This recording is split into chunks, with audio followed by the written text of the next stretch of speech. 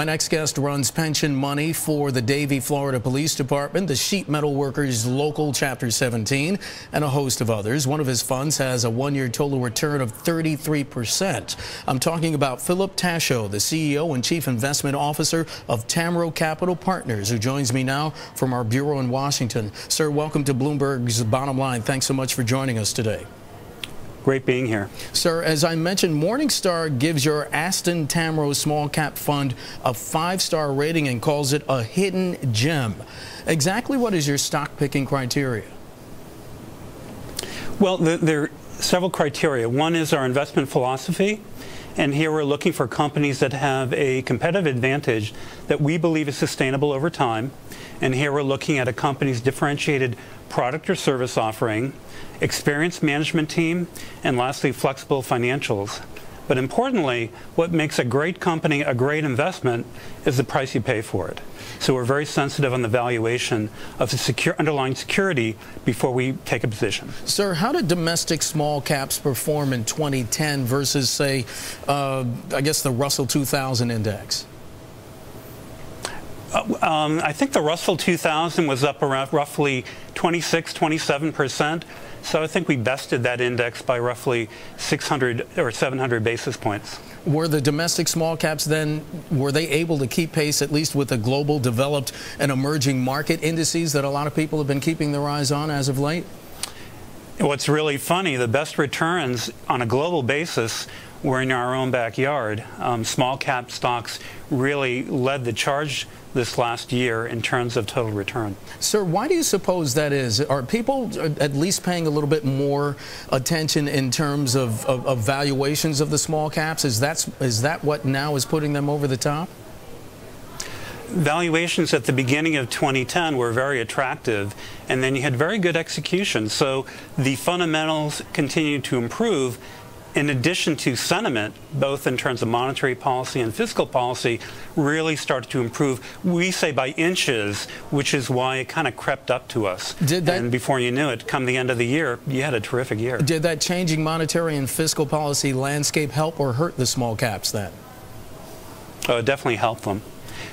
The two things there. One, we started to see a pickup in mergers and acquisition activity. That was number one, because small cap companies are really the innovators, and we saw a lot of large companies shopping in the small cap universe. That's number one. Then number two, there's been a flood of liquidity out there in the market thanks to the Federal Reserve with their announcement in the fourth quarter of the quantitative easing 2 that added another impetus for not only small cap but the broad market in general. As we were going to commercial, we were talking about small caps, and you believe that 2011 is going to be a good year for small caps. Would that then mean that you believe that the economy has successfully navigated some of the storms that it was going through the past year, year and a half?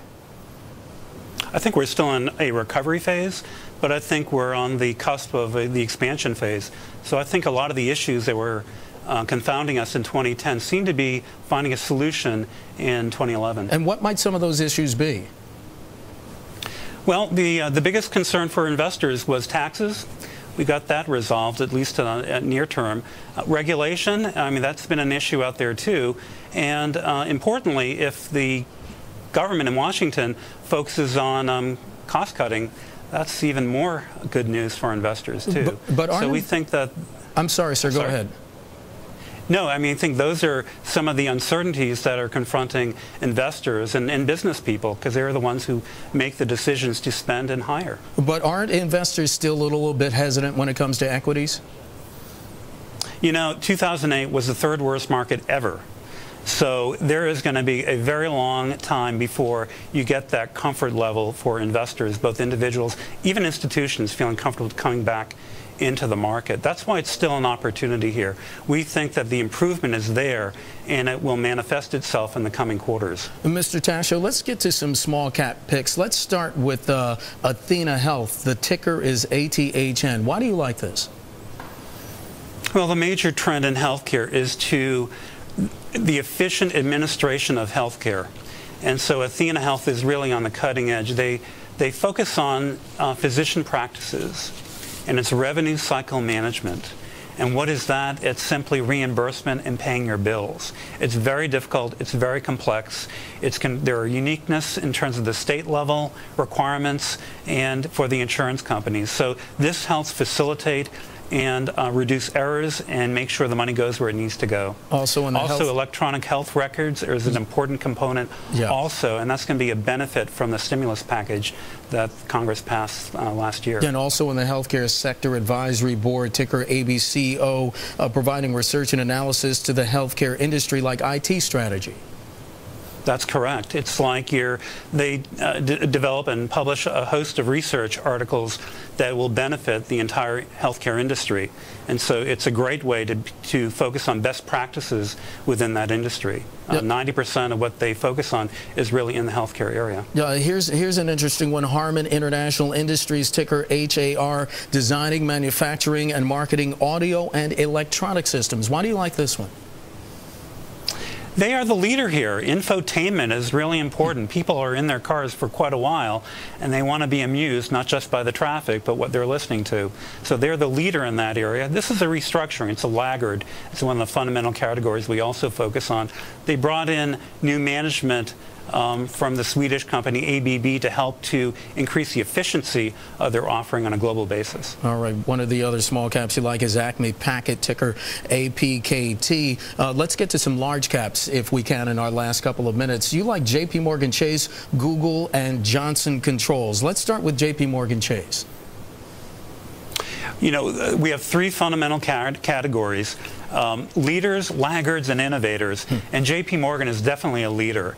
And our whole mantra is to buy the best when they're depressed. And Jpmorgan selling slightly over book value, in our opinion, is very depressed stock. It's a great company. Where is Google's benefits going to come in 2011? You like Google as well. I like Google. Google's all about search, and the first thing that people do when they get on the internet is search. And they also control about 20% of e-commerce. So they are a major player out there on a global basis. And they continue to find ways in which to attract customers to their product and to their service. And finally, Johnson Controls, ticker JCI. You say Johnson Controls is undervalued. It's a global player in the auto parts and building maintenance area. So everything that goes into a car, from the upholstery seats to the batteries, they provide on a global basis. And so we see the emerging markets, middle class globally, benefiting from that, in addition to our own domestic economy here. You know, interesting, Mark, let me just point out, 10 years ago, we didn't have India and China becoming such a major force as they are now. And so their economies are growing quite robustly. Now you have the largest economy in the world, ours, the U.S., coming back. And so that's a significant level of demand that's going to be out there on the world stage. And Mr. Tasho, finally in our last 10 seconds, bottom line, small caps in 2011? We think that's a very attractive market.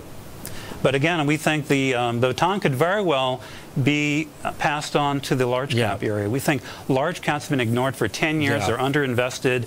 Investors have either passively invested in that, and we think you're going to see a renaissance here. We'll have to leave it there. Philip Tasho, thanks.